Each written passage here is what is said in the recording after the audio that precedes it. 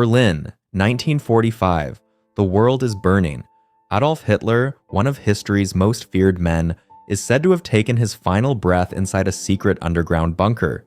But what if I told you that might not be true? What if the story of Hitler's death is not as clear as we've been told? What if the Führer escaped? According to history, Adolf Hitler committed suicide on April 30th, 1945 in his underground Führer bunker in Berlin. He allegedly shot himself in the head, while his wife, Eva Braun, took poison beside him. Their bodies were burned as ordered, and the Soviets later found the charred remains. Case closed. Right? Not quite. The bunker, Hitler's final fortress. The Führer bunker was a heavily fortified underground complex, nearly 55 feet below the ground, shielded by layers of concrete. It was a maze of narrow halls, steel doors, and hidden compartments. Only a select few knew its full layout. Witnesses claim Hitler lived his final days here, paranoid, trembling, and broken. But strangely, the room where he allegedly died, it was cleaned before the Soviets arrived. The bloodstains were gone, the walls repainted.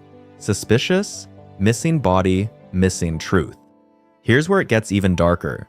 The Soviet soldiers who discovered Hitler's remains never allowed the Allies to examine them. No photos, no proper autopsy.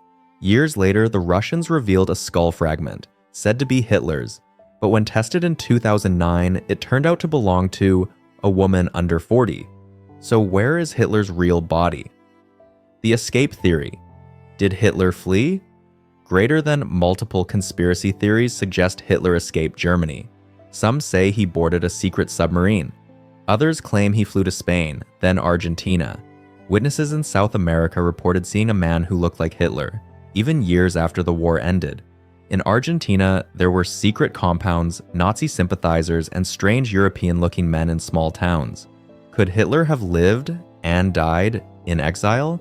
FBI files and declassified secrets. In 2017, the FBI declassified documents that reveal something shocking. The U.S. government continued receiving tips about Hitler's whereabouts for over a decade after 1945.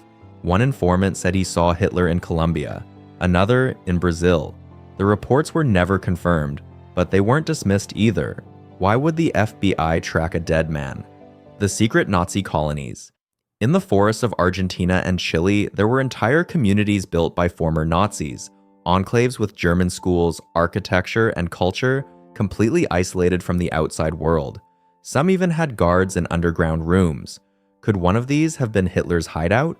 The skull, the teeth, and the truth. In 2018, Russian officials claimed they tested Hitler's teeth, stored in Moscow. The dental records matched. The conclusion? It really was him. But many still doubt it. Why wait over 70 years to confirm his death? Why hide the body and suppress evidence for decades? The inconsistencies keep the questions alive. Why would they lie?